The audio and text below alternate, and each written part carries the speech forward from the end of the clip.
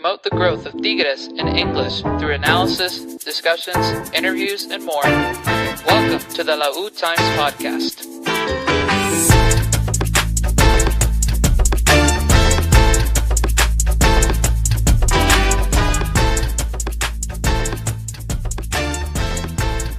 Welcome back, everybody, to Lautimes, the only podcast in the world talking about Tigres in the English language. And as you just saw, if you're watching live with the background for today, it's cold. It's rather cold here in Texas, and in a lot of places, the ice and the sleet and the snow still has not melted away, which is real unfortunate. I've had probably way too much free time personally over the last few days, but I'm trying to fill it up as best I can. One of the ways being this show that we like to do. Thank you for joining us tonight. I'm Dennis. I'm tonight's host and the usual producer, and I'm very happy to be joined by two of my friends also in the state of Texas, braving the elements as much as they can. Up here in DFW with me is my friend Edgar from Double L Nation. How are you? Doing good. Weather in the cold, snow's finally melting a tiny bit, but not enough. As I was just telling you beforehand, bro, this is perfect concha weather. Absolutely. Too bad it's too cold to go get conchas. As soon as I'm able to drive like more than 2 miles like I did today, I'm gonna give me a bunch of stuff from the panaderia. I feel like I've been just lacking in goodies all week. So that's where I'm at. Please also join. Please help us in joining as well, welcoming our good friend down in Austin, Tigres_English himself. Boo! How are you? What's up, guys? The balloons Can are you hear back. me? Yes, I sure can. I switched headphones, bro. I don't know if these are good or not, but we're gonna go with it. We're gonna make it work tonight. It is what it is. Yeah, I'm glad you guys are here. Thank you for joining us. We've got a few people joining us live now on the stream. Thank you.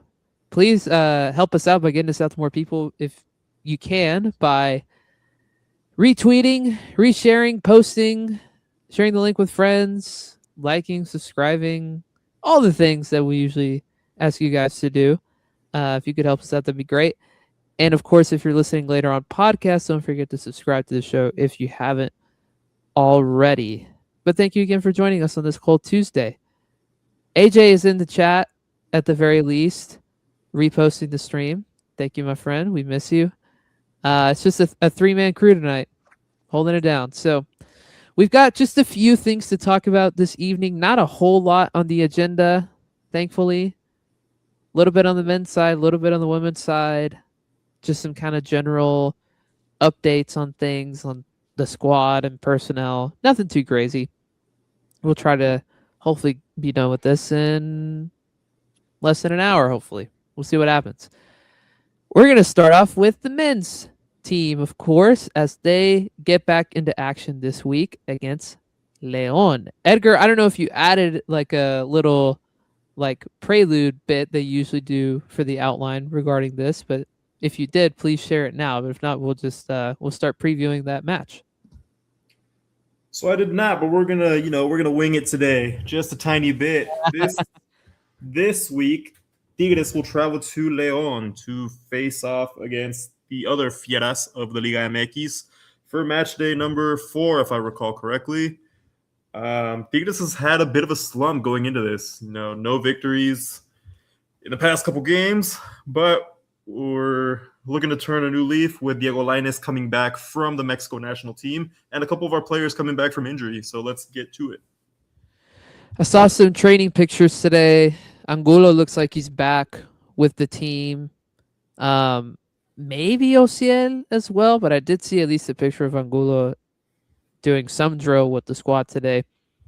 As you just mentioned, Lainez is back from the national team after maybe the dumbest international break of all time. Like, it's literally January. I don't care that the World Cup is in 6 months, 5 months. Why are we stopping the league after 3 games to have a game against Bolivia, bro? Like, come on. It's just so annoying. But yeah, that's the matchup this week on Saturday. mind you, the game is on Saturday because now we're entering into the portion of the season where, at least for the next couple weeks, we're doing 2 games a week with Champions Cup on the horizon. We'll talk about Champions Cup later on, but that's where we're at as far as the schedule goes. It's about to get really busy. So, knowing what we know about the team, knowing that not much has changed as far as personnel and injuries go, we do have obviously Paco coming into the team after his arrival, and I'm sure we're going to talk about another potential arrival later on, according to some of the reporters. But knowing what we know about the squad, what's kind of the starting 11 that you guys expect to see in a game that already feels important enough, but knowing that we've only gotten 4 points through 3 games, maybe there's a little bit more stakes at play. Lou, talk us through your predicted lineup. From what I was reading today, Paco is going to get his first start. So expect to see on the left Osvaldo, Paco, Joaquin, and Garza as your back four. And then Romulo and Gorriaran as your double pivot. And then I think we'll likely see Ozzy back in the mix, possibly. If he's fully fit, then you could possibly see Ozzy, Bruneta, Correa, and Lainez. And then, Nahuel at goalkeeper as usual. Edgar, any opposition to that? / any other ideas? No, that's kind of what I've been, brainstorming as I see the injury reports clearing up and all that. It does look like Ociel is going to be available. So I mean, we hope a positive. Yeah. If Ozzy can't go, then I'm thinking probably Nico starts. Okay. I like that. I mean, it's better. I would rather Nico not start at this point. I think at this point you need Correa to get back in rhythm, and maybe the ways to play him in that sort of hybrid 9 role. AJ saying give Chicha a start. I would not hate that.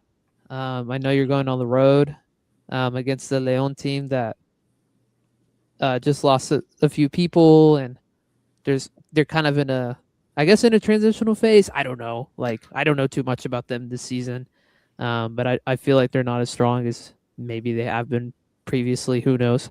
I think they're playing much better, man. You think so? Yeah. They have a new coach, don't they? Yeah, they're back with Nacho. And so I think they're looking pretty good. So Streaker saying same. I'd rather have Nico not start.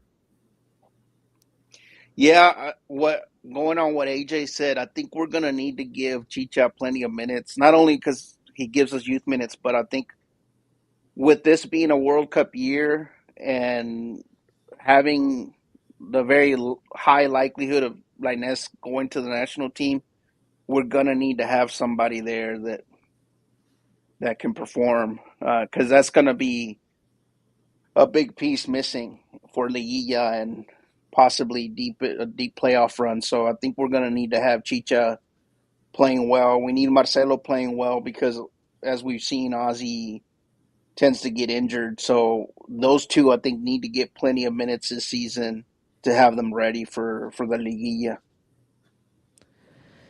Yeah, almost makes it more frustrating that we haven't gotten out and maybe switched some things around, like gotten another foreign spot opened up to get another attacker, knowing that you're going to lose That's some of out the these window, guys. man. At this point, yeah, exactly. Yeah, that's out the window. From everything I've read and heard, the only thing that we're highly likely going to acquire is going to be a holding mid that can compete with Gorriarán. Yeah. And even then, that's been really tough. We've missed out on Solis. We've missed out on a bunch of dudes, Richard Sanchez. So we'll see who we end up getting in that position. because we're pretty much down to like our fourth pick at this point. Yep. Yeah, it's not ideal. I'll touch back on that here in a little bit.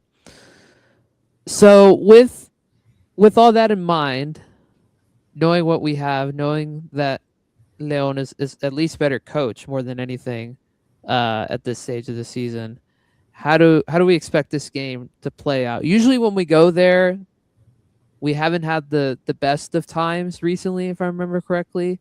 I mean, obviously the big standout game being the 2023 Conca semifinal, but it feels like we haven't gotten a super positive result there in forever. Correct me if I'm wrong, but I don't know. It feels like a place that usually is one of the tougher spots to go to during a calendar year for us.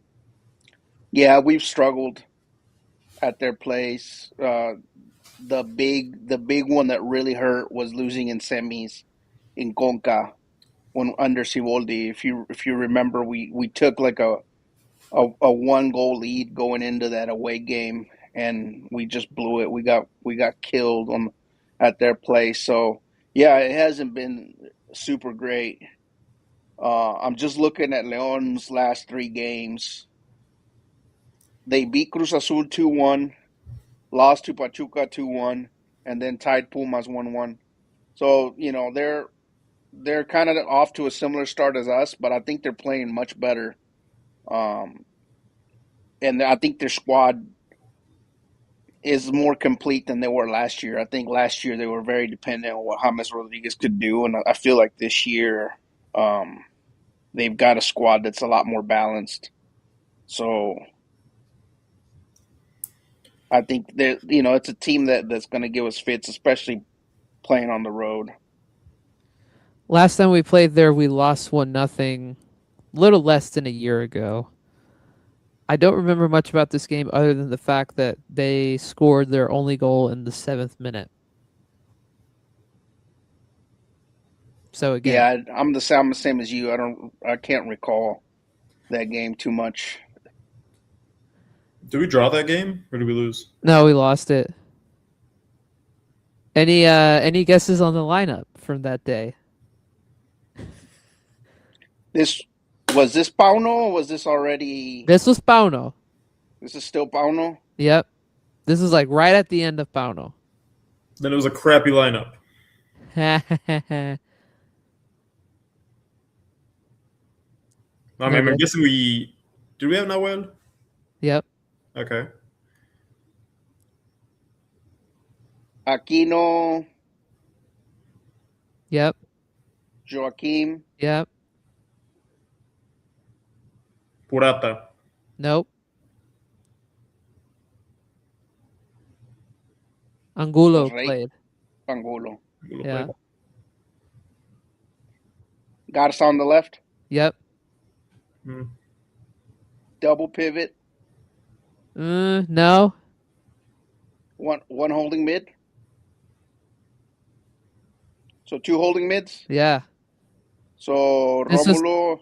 no. This was the rare Carioca and Pizarro starting. Oh wow, that must have been one of the last of the Carioca Pizarro. Wow. Yeah. Vigon also started this game. That was the midfield three: Vigon, Carioca, and Guido. So we played like a 4-3-3 then. Yeah. And the front three was Flores, Lainez, and Bruneta. Interesting. Didn't even have A true nine. Ibanez wasn't even on the bench, so I'm pretty sure he was hurt. And obviously Guignac didn't play like much of Las Clausura. Yeah. So we played without a true nine. Yeah. That makes sense why Vigon would play then, to kind of Yeah. give you another scoring option there. Yeah. Romulo was not on the bench. Cordova subbed in, so did Antuna, so did Fulgencio, so did Ordóñez. Pisuto was on the bench. Just a kind of a stragglers lineup, to say the least. Obviously, much more balanced team this time, I would say, for us. Yeah, for sure. Even if Correa is the one playing the 9, and not like Ibanez. Like at least there's some balance there. But like you said, Lou, like Leon is also more balanced at this point. I think this game will be tight. I'm curious to see how the intensity is, knowing that the guys have had almost 2 weeks off in between league games, and knowing that they need to kind of ramp up pretty quickly. Again, knowing that the next 4 weeks or 3 weeks you're going to have 2 games a week, basically. I would suspect us to hopefully get out on the front foot. Hopefully we're not sitting back in the first half and just kind of figuring out our footing. Like that was what the first 3 games were for. But also, this team doesn't really fill me with hope right now. So my score prediction is going to be a 1-1 draw. Same. Well, we've been struggling to score. I mean, it'll be interesting to see what this break does for us. If it makes it worse, or if we somehow catch a spark off the break. But the trend has been to not score, so a 0-0 wouldn't surprise me. Okay, so draws all around. That's not great. Hopefully we can get 3 points. It'd be interesting to get 3 points because that means we'd be 6 for 6 on the road, and 1 for 6 at home, which is not a great return. But I don't know. We'll see what happens.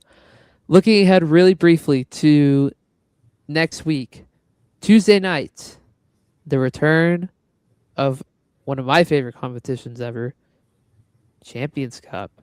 In Canada. You suckers thought it was cold here? Brother, Yep. It's going to be cold next Tuesday up there when Tigres makes their first leg trip to play Forge FC. Now, I don't know the answer to this question, so if either of y'all do, let me know. Do they play on turf? I don't know. I would imagine yes, they do. Didn't we play there 2 years ago? That's what I was about to say. If I recall correctly, we've played them before, but there was also an issue where their original stadium or their original venue was booked for a concert. So we played somewhere else, like a 5,000 seat capacity stadium. It was like a little island, right? Somewhere yeah. That was Vancouver 2 years ago. When we last played Vancouver, we couldn't play at BC Place because remember, Gignac had the free kick golazo, and he scored it, and it was outside when he scored that. That's what it was. I don't think we've ever played Forge. Now, in doing some research, which by the way, this game is at 6:00 next week. I don't know where it's going to be broadcasted yet, to be honest. Hopefully we get. But I mean, being Conca, somebody has to have the rights. Yeah, hopefully Fox or somebody will have it. I'll do my research. They play at the Hamilton Stadium in Hamilton, Ontario, which is, come on, Wikipedia, help me out here. Multi-purpose. Yep, so it's a turf field. Turf field and outdoors. Toronto, then? Yes. Map of Ontario, map of Canada. Yes, right? I think so. Man, so it's going to be really cold. Oh, yeah. Real cold. Indoor stadium? Outdoor. Bro, that's going to be brutal, man. Cold and turf, dog. That might not be a great Without breaking it down, that's a draw. Yeah. 0-0, bro. And there's going to be some rotation, too. Like, I would not think Guido is going to bring out the best 11 for that game, right? Honestly, bro, I'd send my under-21s over there, bro. Bro, Gacelo starts, right? Like, yeah, you gotta play Gacelo, you gotta play Marcelo, you gotta play Chicha. Chicha has to play Vigon. Puratovic, Guerrero, Rafa Guerrero, the Osvi. new guy Paco, Play freaking gosh, what's his name? Vladi, Yeah, Loroña. Loroña. Yeah, Antuna. Tuna gets Antuna mid. Yeah, striker. Antuna striker. Who says no? play play Tuna with Gacelo up top. Oh yeah, A 4-4-2. I'm down. Oh man, that's gonna be hilarious. The second leg, a reminder for everybody, is actually because sometimes they're like a few weeks apart. The second leg is a week after the first, so 2 weeks from tonight is the second leg in Monterrey. Thankfully, and in theory, we should be winning this matchup. Who yeah. knows? I mean, if we get a draw at home, that's a very very winnable game. I mean, a draw on the road, and then you know finish it off at home. Yeah, and that way you can play your actual or close to your actual 11 in that second leg. Speaking of the Leon game, it looks like VIX is the only place to watch the game on Saturday. So for all you jokers like me who don't have VIX, maybe we need to resubscribe or find other methods to watch the game. I'm not going to say what other methods are, but I'll leave that be. We've never played Forge. Fox is always Conca or TUDN. Can we bring Emma with us to Canada? Is that what you mean, Trigger?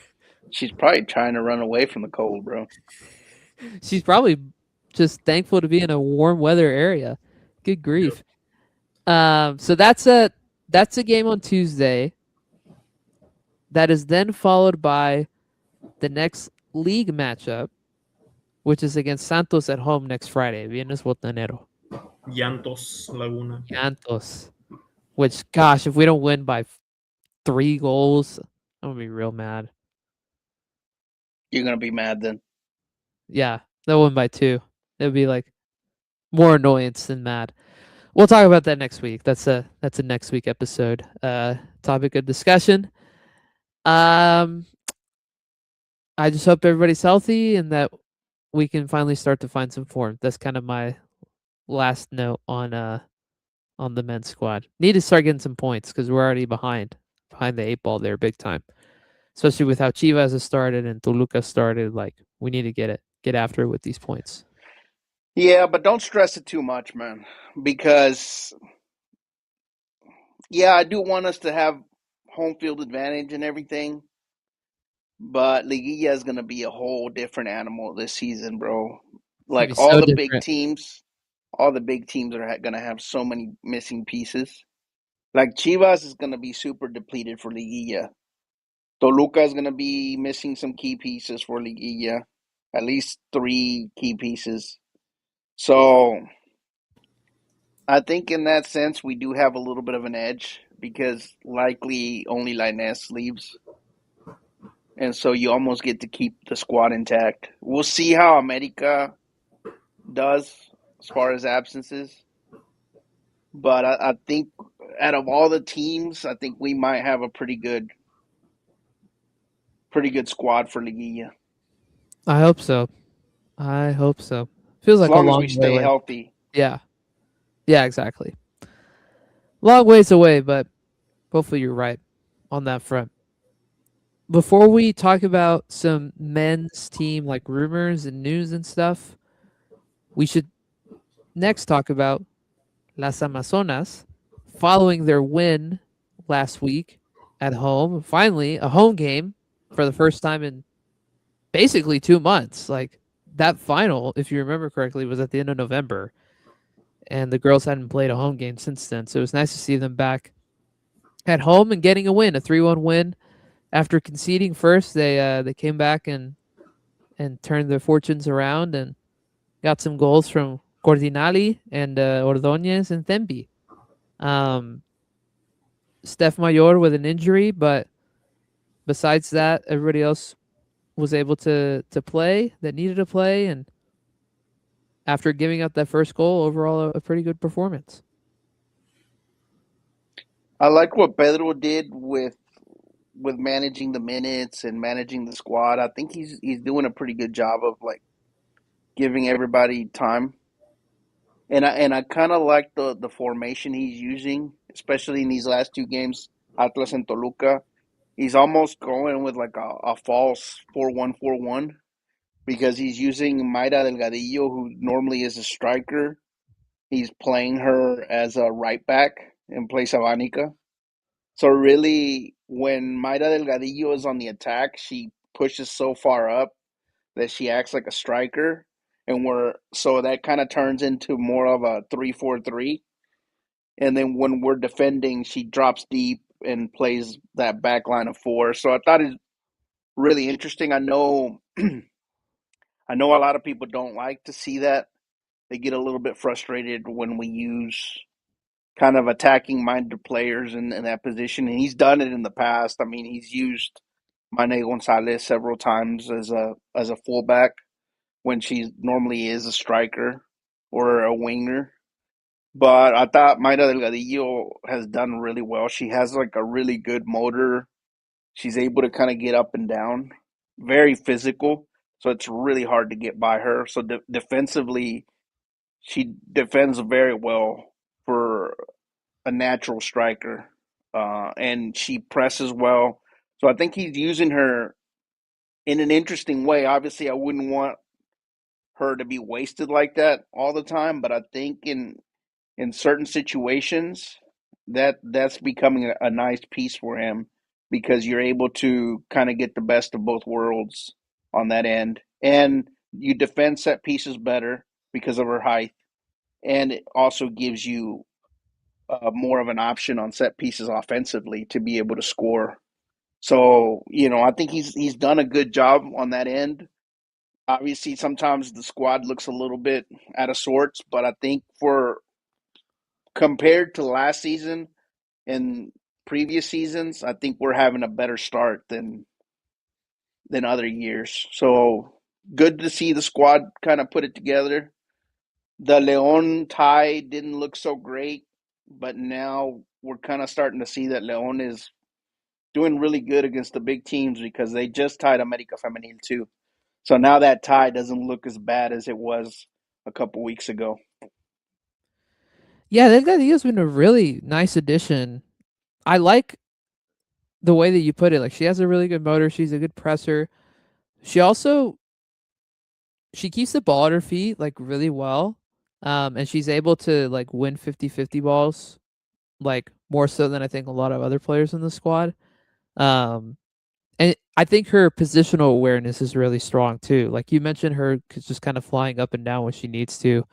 I think about some of the sort of the rebounds that she was able to get during that game, looking back at highlights and seeing her movement and seeing her, stick with the ball like after she loses it for a second if she ever lost it. Like she she's a really strong player, like physically strong, technically really strong as well, I feel like. And I find that she's going to be a really important piece, even though the team is already really good.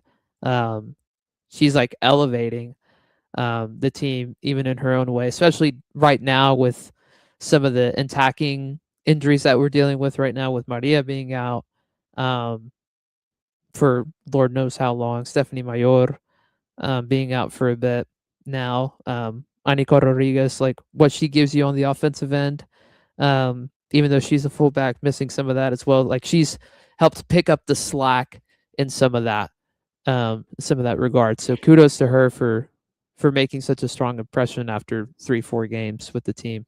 That's all you could ever want for in a new signing. There was a little bit of complaint for Marisa's start, but I think it's been unfair. For one, you're asking her to play at altitude for one of her first games ever in a position that's not hers. So she was playing fullback, which requires a lot of running up that wing uh, at altitude, which she's not definitely not used to. And so I could tell, like, probably around the 55th minute or so, she was already completely gassed.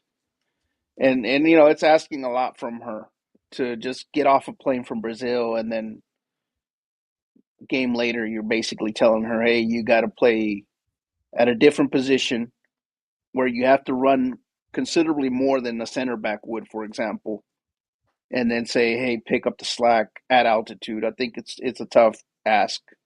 So, you know, for the fans that are not happy, I think you got to give her some time to get acquainted with the league, get acquainted with some of these stadiums, the different places where you play at altitude. That takes a while. That's not something you can get used to right away.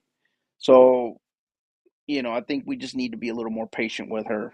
Um, but I could kind of see what Pedro Losa's trying to do, kind of work himself into a back line of three. And I think Marisa plays perfectly into that. I think you have the pieces to be able to play Marisa, Greta, and Colin, for example, back there. So, you know, I think we just got to give her minutes and let her work through any issues she might face. Absolutely. Edgar, I'll kick it back to you now that you got your camera back on. Jennifer Corzinelli continuing to impress, starting consistently now, and she's scoring goals. Talk to us about her impact and how she's making everybody else better. I mean, for me, in terms of like that, not like player for player, position for position necessarily, but in terms of like that important role on the squad that Ovalle had, I think this is the player that's like, filled that void perfectly without question. That's like, when she's on the pitch, she's motivating the other players to step it up and, bringing the best out of them. And she's really, truly been a critical piece of the starting 11 without question. Her ability to just read plays like before they happen is impressive to me. She crashes the box at the right time. Not always like the first one, like Ordonez is, but like the second one, like right behind Ordonez. Like that goal that she scored was a product of her like running into the box at the right time, getting into that position, and just one timing it into the net. Um, we've talked about this on the show forever and ever and ever. She needs to be a full-time starter without question. Like the team clicks better, the offense specifically clicks better when she's in it versus when she's not, and that's been the case. Whoever else you put out there, whether it's Thembi and Maria and Ordonez, like all the people that you could fit in there, like Gordinali to me is a surefire starter within this team from a talent level, from just a technical level, and also just her reading of the game. I think is really, really impressive. And it's always been good, but I think over the first 3 games of this season, like we've seen that. And it's, of course, resulting in her getting on the score sheet, I think 2 or 3 times already to start the season, which is great. I think the one big criticism a lot of people had about her is that she doesn't press very well. But a player that gives you that much offensively, you have to live with the fact that she's not going to be great at defending. And she moves so well, she times her runs so well. And now the more I'm seeing it, the chemistry she's developing with Ordonez is Great. perfect. And I think that chemistry is only going to get better with more minutes together. Um, because they really don't step on each other's toes at all. She's able to make her runs, and she knows when to get out of the way. She knows when to sit back. She knows when to get into the box, and they have that chemistry together. I think that's been key, and I think for a true striker, she has a really good balance of knowing when to be selfish, but also knowing when she needs to pass. I think the one criticism I have with Thembi is that sometimes she's way too selfish with the ball, right? Where you're like, hey, you got to make that pass, and she doesn't. As See, Krieger, yeah, exactly. Threeger's just making my point, just adding to my point there, is that at times she doesn't pass the ball. Where I don't see that with Corginali. I feel like if the pass is there and the pass needs to be made, she makes it. And when it's time to shoot and be greedy, per se. She's greedy, right? For the benefit of the team. So I think in that sense, I think she has better judgment than Thembi. And obviously, all of them could play together. The way Pedro Losa has it set up right now, it's perfect, right? Because even Mayra Delgadillo playing at fullback is basically another person that you're adding to the attack. So now you have Thembi, Ordóñez, Corginali, Mayra Delgadillo, and then behind her, Hermoso and other players coming in. So I think it's right now the team is looking really, really well, and you don't have any need to sacrifice Corginali at all like you did previous seasons. Yeah, that pass that she had to set up Thembi on the first goal, the long ball, that was outrageous. I caught Yeah. that listener viewer. I was at the Mavericks game during the feminine game on Saturday. Little behind the scenes look at my life. Tickets for the game dropped to like $60 a few hours before, and I was like, well, I don't think I'm ever gonna get to see Luka Doncic in this hometown or in this town for that cheap ever again, even though it's really bad weather wise. I'm gonna go, and I decided to go, and I'm glad I did. But I was able to watch some of the game on my phone, and that was the first thing I saw was just that beautiful long ball that just fell right, kind of almost too perfectly at Thembi's feet, and it just allowed her to make the play and score. So you're right about Thembi. Both you and Dreeker talking about just finding the vision to and the awareness to like pass her teammates. You know, that's something that she could obviously work on. But also Thembi is, for better or for worse, she is a selfish player because she wants to get into the score sheet, and that's kind of how she's always Yeah. been. It's just the nature. It's the nature Yeah, of a striker, of a yeah, or winger. winger, yeah, You have to have a little bit of that in you. yeah, It's just that I think, obviously your teammates do get frustrated and fans do get frustrated when the better option would have been to pass it and right, you didn't, right? right, And I exactly, think that's up to the coaching as well. You got to be like, hey, teach some of that in-game intelligence to your players right, to know, hey, sometimes an assist is just as good as a goal. exactly. I will say we scored 3 goals. It felt like we could have had 6.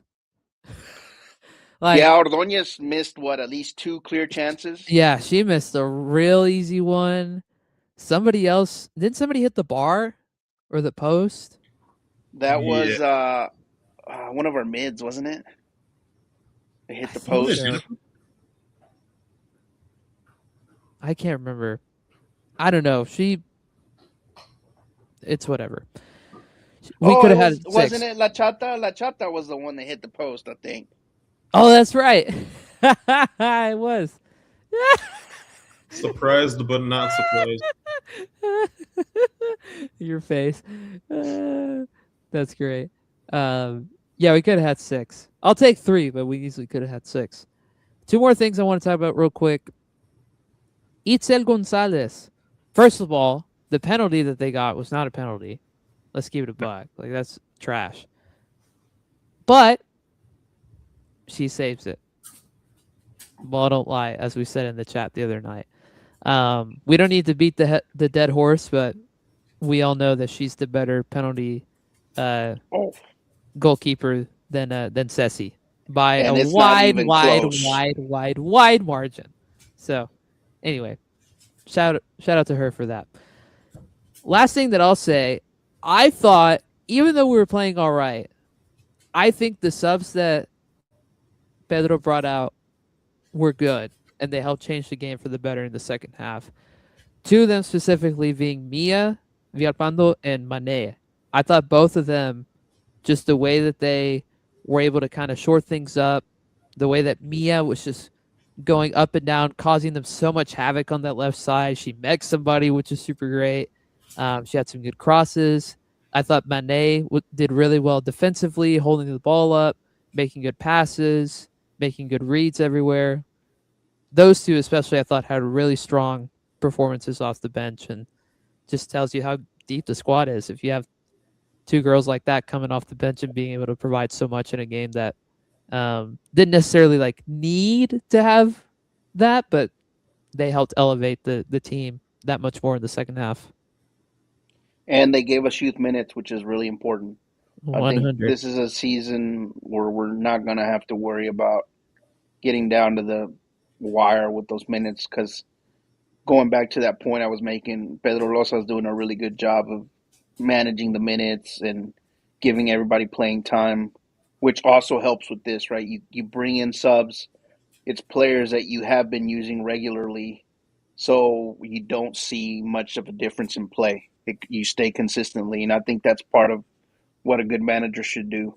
Give good rotation to the squad, and that way everybody's in tune and playing the same style. Absolutely. We got a lot of youth minutes the other night, right? Like we got Mia, Mane, Antonio came in later Yep. in the second half, right? Like lot of contributions to that. So hopefully, yeah, you're right. I don't think we're gonna get into a situation where we have to start Tatiana Flores second to last game of the season before Liguilla and having to Yeah. kind of get all those minutes put together like we did just a few months ago. So shout out Pedro. For once, we have mostly positive things to say about this man. Got to give him some praise when it's due, bro. Kudos, bro. Kudos. All right, here's the next question. Next game is on Saturday or Sunday. Sunday night against Pachuca. Pachuca. Okay. Yeah. Now, is that the game where we see Emma Watson's debut? Ooh, that would be awesome. I don't think it's more than 15 minutes, but it's a possibility. I think it's on the table. Okay. We're on the road for that one, right? Did I just die? Oh, no. Something just happened. I don't know what just happened. I think it was you, Lou. Maybe? Yeah, there's some weird feedback coming from your end. Like if I unmute you here in a second, it's gonna start doing that. Something in your Bluetooth is, I think, messing something up. I don't know. Um, but it'd be great if she got some minutes. I'm curious to see how she adapts to the league, how quickly she adapts to the league, and hopefully a good win. I believe on the road, if I remember correctly. Can you confirm that this is a road game, Edgar, or is this a home game? You're muted. There we go. I believe it is on the road. Okay. What in the? Oh wait a hold on. Look at this comment. Oh my goodness. I heard Sean is making his debut for the women's team next week. Yep, that's Woodsy. Woodsy's speaking to us from his YouTube account.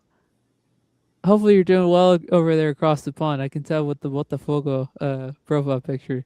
That's hilarious. I was like, who the heck is commenting on this chat named Tristano Woods?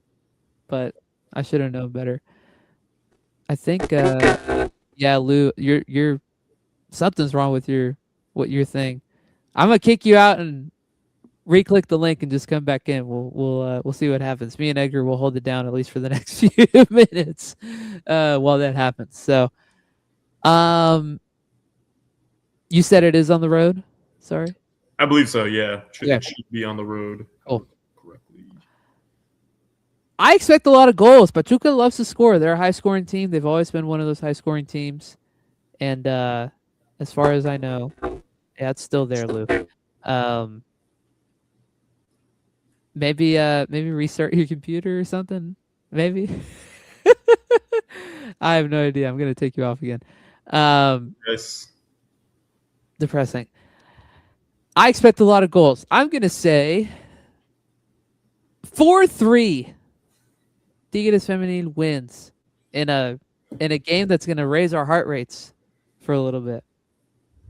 I'm gonna say 3-2. I agree with you on the high scoring, but Not that high. not that high. That's fair. That's fair. All right, let's start wrapping things up. We have a few little squad updates / rumors that we need to discuss. I do want to start. I do apologize for my absence, boys. The world of work has ate me up again. Brother, I wish the world of work even existed in my life this week. Shout out to the snow for making that almost impossible. I've had basically no work this week, and honestly, I don't like it. Anyways, um, let's start with something on the feminine side.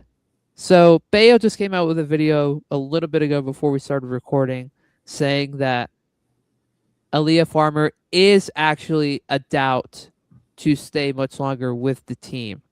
According to what he said, she hasn't really settled with the team, hasn't really settled to living in Mexico, to living in Monterrey, and there is some interest from NWSL to bring her into the States, specifically at least interest from Chicago, the Red Stars. And there's another team that's apparently interested, but it didn't say which one.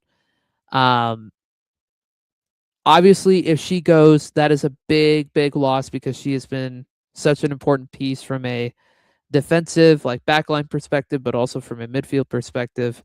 What do you think about that news actually being true? Even though a few days ago, maybe we thought, oh, that rumor's actually got nothing to it. She's going to stick around. But now with Bayo saying that, it's a pretty good possibility that she goes. What do you think about it? Yes, I mean it's kind of difficult to kind of comprehend it. That rumor maybe came out about a week and a half ago, at least the first time I saw it. Then a couple different outlets were saying it's not true, but Bayo's been a credible source, so there's definitely some truth to that.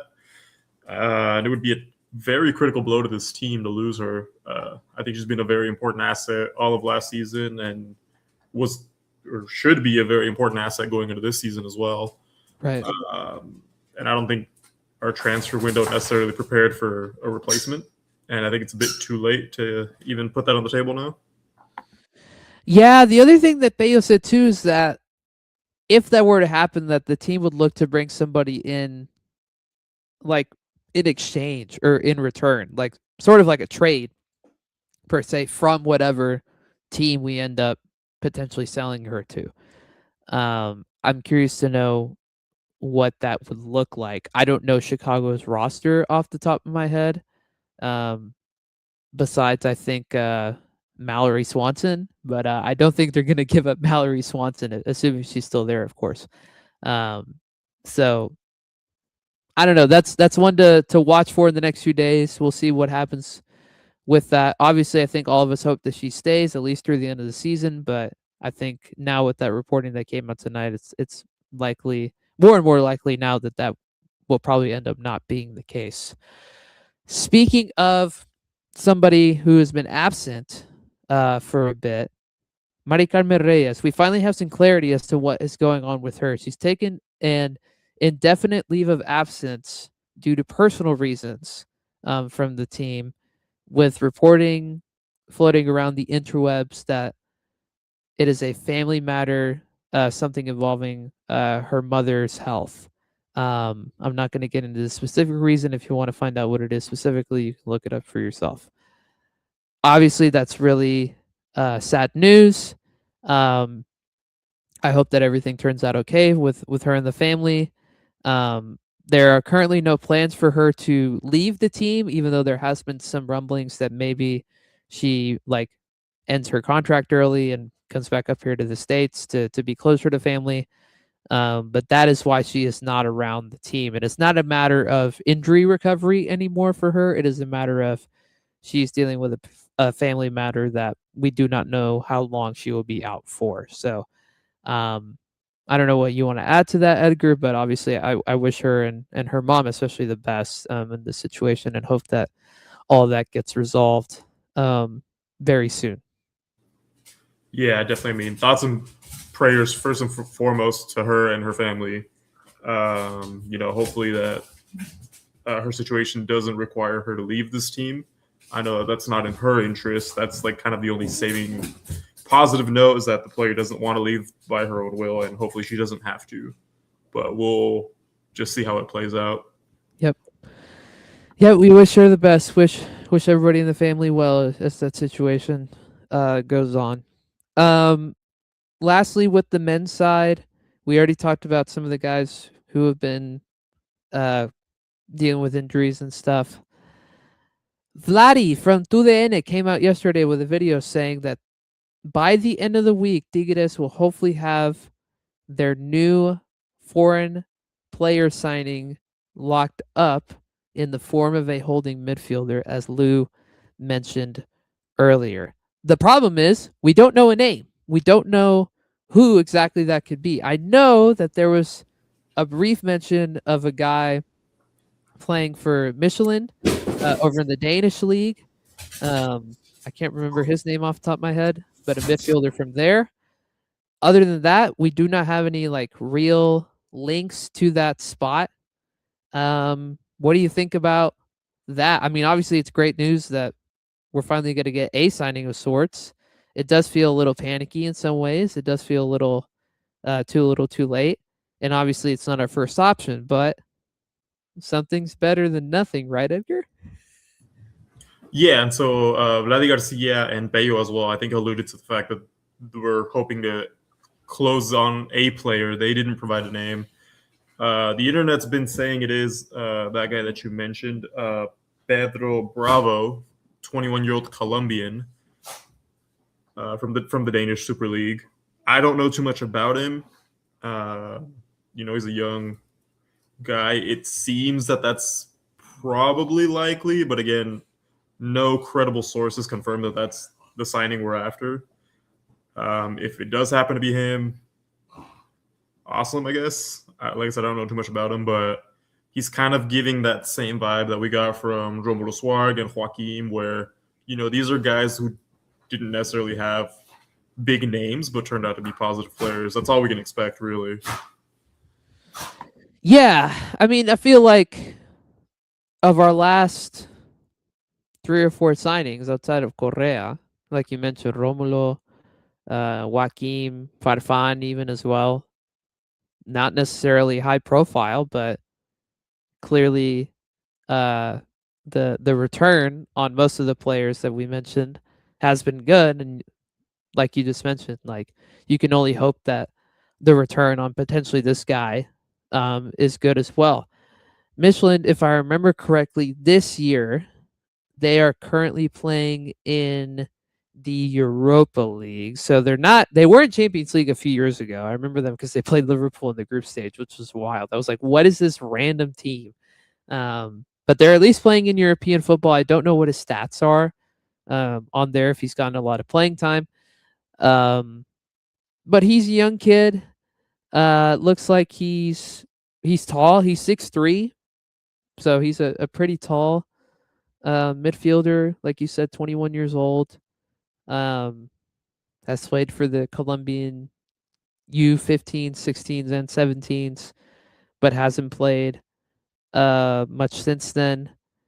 He did join Michelin 2 years ago, and his deal expires with them 3 years from now. So he signed a 5-year deal. This is year 2 of that.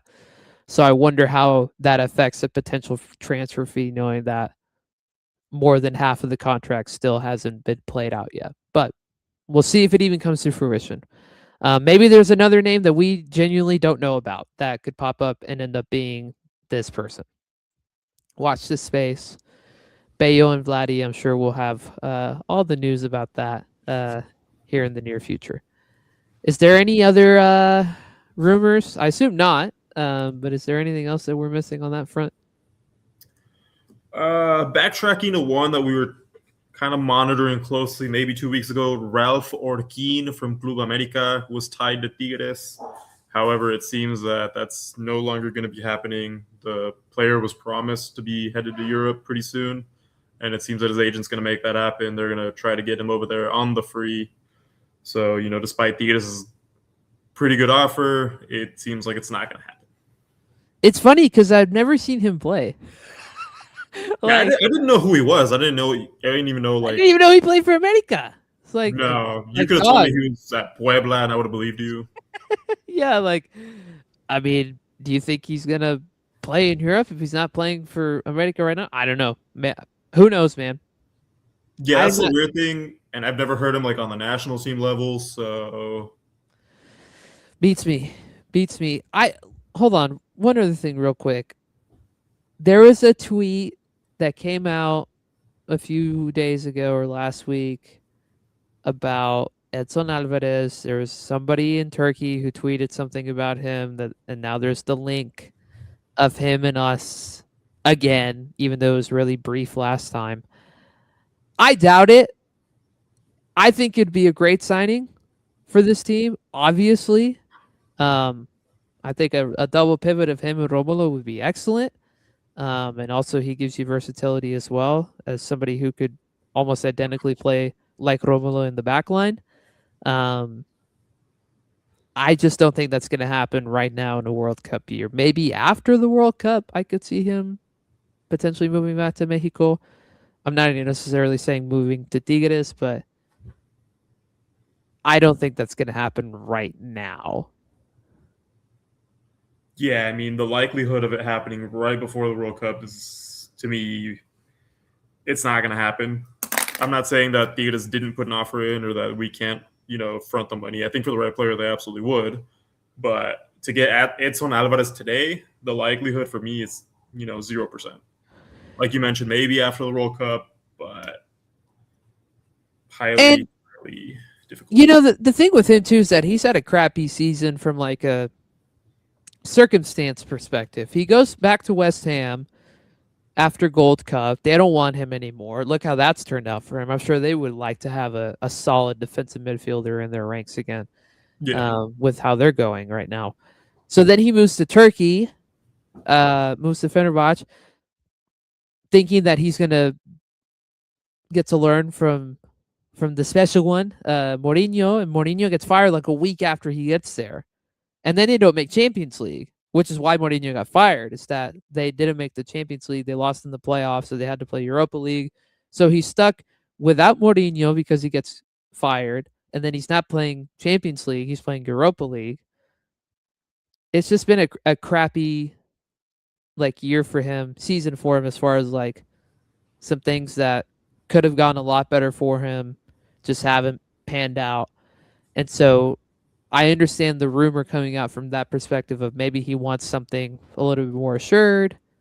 There's not going to be a ton of changes to things. You know what you're getting into, per se, coming back over here. But again, I think he wants to play at the highest level going into June. And even though the Turkish league is not the best league to play in Europe, Still Europe. it's still Europe. You're playing in Europa League. You're playing the Turkish league is decent. I mean, especially with the top teams there, it's not a bad league. So I don't know, man. Like I just don't see that happening right now. Again, I think it'd be a great fit, but I just don't see that happening in the immediate. All right. Any from the vault moments? Or are we good? So I've got no from the vault moments, but PSA, and this I guess only applies if you're listening live. The Adidas jersey sale right now, they're 30% off. You can get them for $70, adidas.com. That ends at midnight. So if you're listening live and you don't have the away kit, the third kit, and I think the home kit's on sale as well, go grab one before midnight. I meant to text you earlier. I caved. Which one'd you get? I got the third kit. The only reason why I got it is because I had enough points to get an extra 15% off on top of the 30%. So I only paid about $62, 63 with shipping, for the third kit. That's a pretty good deal. So Yeah. if anyone else out there has their Adidas club points, check on that, and maybe you too can save even more. Exactly. So next week I'll wear. Next week we record. I'll wear the third kit. I don't think it'll get here till Saturday. Obviously, considering the weather and Yeah. how that's affected everything in society on this part of the world this week. But very much looking forward to receiving that because it looks good. And yeah, if you want to get your hands on it, this includes the authentic ones as well. It's not just the replicas. Like the authentic ones are down to like 105 if I remember correctly instead of 150. So if you want the authentic of any of them, they finally have the authentic third kit as well here in the States. Go get you some. Edgar Yep. being the plug, of course. And Tigres jersey, of course. By the way, that shirt from the new originals collection came out last week, at least in Mexico, the baby blue one, the one that looks like an America shirt. Um, if you want to know what that looks like, just go look at Tigres Jersey's Instagram or Twitter, and feast your eyes on that, because yeah, it very much looks like a Club America piece of gear, not a Tigres piece of gear, but it is what it is. All right, look at us, right at about an hour. Despite some technical difficulties and despite the cold weather, we have reached the end. Thank you for joining us tonight. If you have been watching live, we super appreciate it. Thank you, Woodsy and Threedger and AJ, for following along in the chat. If you're here next week or in the future, come hang out in the chat with us. The episodes are just infinitely better when you guys drop comments and give us your feedback live during these episodes. So help us out and come hang in the chat. If you're listening back on podcast later, don't forget to subscribe. Don't forget to follow along. If you're a Spotify listener, leave a comment there as well. Don't forget to follow us on the socials. I'm going to throw up the banner right quick here on the screen. You can also check out the show notes, the episode description if you're on YouTube, to follow all of our handles and our links for lautimes, for us individually. Check out all of that, and follow us along everywhere. We'll be back next week to discuss Amazonas in their game on Sunday. We'll talk about the León game. Depending on when we broadcast or when we record next week, I guess it'll be either right before or maybe even during the Forge game. We'll see.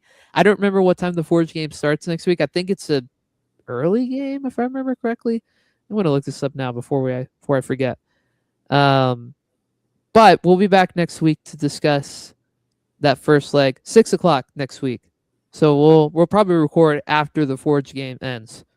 So we'll recap 2 games for the men's team. We'll recap Amazonas. Hopefully we'll talk about this new signing that the men's team gets and whatever else happens between now and then. So thanks for joining us. Thanks for watching. If you're in Texas, keep staying safe. Keep staying warm. This weather is not fun, and I'm ready to get out the crib, and I'm sure a lot of you guys are too. So hopefully this helps you pass the time if you're stuck at home and if you're still unable to get out anywhere. Like I said, we'll be back next week, and we look forward to see you guys then. Edgar, thanks for joining me. Lou, thanks for joining me, even though you're not with us currently right now. And we'll talk to you guys next week. Peace. Peace.